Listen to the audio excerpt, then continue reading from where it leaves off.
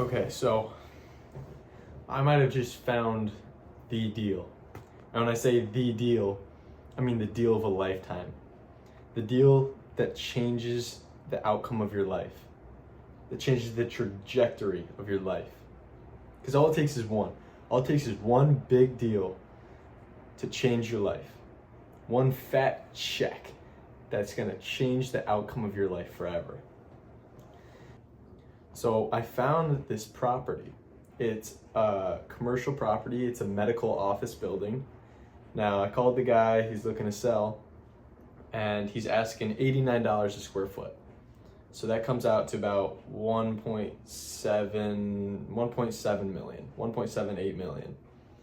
Now, the problem is it's been vacant for 4 years. So it's a little bit hard because when you're trying to buy something like that, usually when you're buying a big property like that, you have to go to the bank and you have to get lending. And what they do, what the banks do, is they look at the cash flow.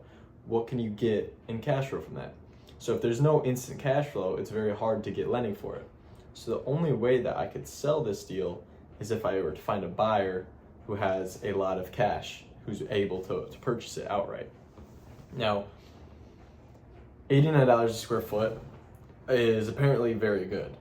So the buyer that I'm working with right now, he wasn't interested in it, so he told me he's gonna hold off on it. However, for me, I'm like, this is a good deal and I don't want to pass it up just because I don't have a buyer for it. So what I did is I called up a commercial broker, kind of showed him some of the details on it, asked him what he thought, asked him what the price range would have to be for me to be able to move it. He said it'd have to be about 2.5 million. I'm like, well, what if I could sell it for 2 million? So if I'm able to get this property under contract at $89 a square foot, then we'll just round up to 1.8 million. That I'm just gonna round up.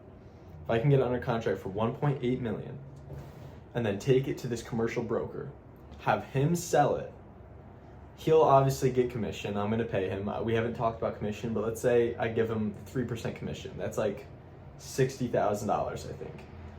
So if he gets $60,000 and I have under contract for 1.8 and we sell it for 2, that's $200,000 profit. He gets 60,000.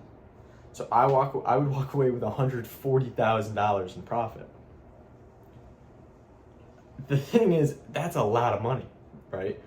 But with big opportunities, there's big risks. So this deal could be very, very risky for me. Because if I'm to get it under contract, I'm gonna have to put down a lot of money.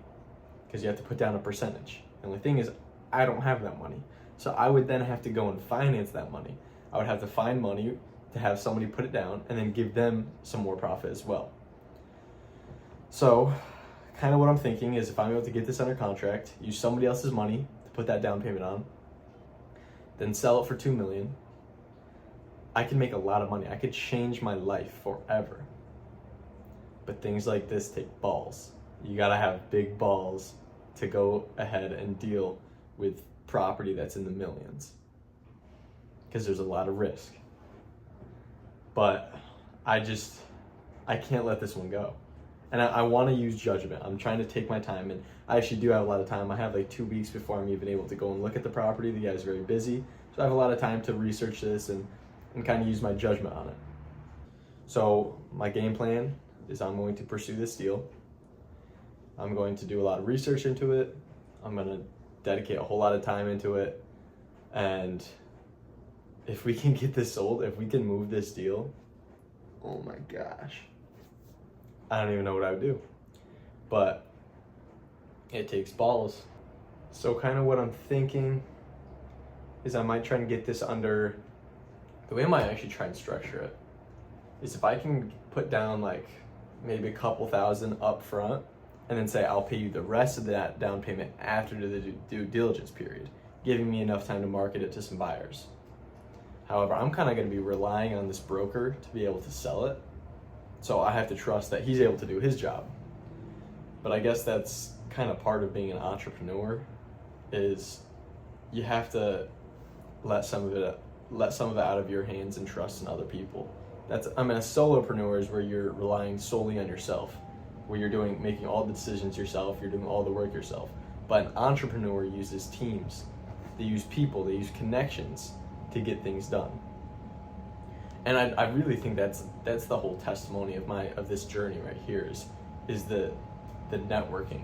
I think that's the biggest thing, because as much as I can record my thoughts and tell you guys what I'm thinking and some of the things that I'm doing, you don't see the handshakes that are happening behind doors. You don't see the conversations that are happening over the phone, the connections that are being made. And really, that's the biggest thing that matters, that's going to create success in your life, are those connections. Because when you can leverage multiple different connections, you can have multiple pieces of advice giving you input, giving you feedback, you're able to make wiser decisions and use more judgment. On top of that, I am going to be closing on that land deal. So it's not a lot of profit. It's not a lot of profit at all, but it'll be my first wholesale deal. So with that, right now they're going to be closing on it within a day or two. I should be getting $1,000 check for an assignment fee, and then that due diligence fee that I had to put down another $500 because the contract expired, but then I had a buyer, so I put down another $500. So I have $2,500 of my own money in that property. So once they close, that check is going to go to that buyer, and then I worked out with the buyer, so that buyer will send that check to me. So at the end of the day, I'll walk out with $1,000 profit and then $2,500 of my own money back. So we'll say about $3,500 would be the assignment fee. Either way, that's a win in my book, completing my first wholesale deal. And it's been tough. It's been a long journey, but it's all gonna pay off.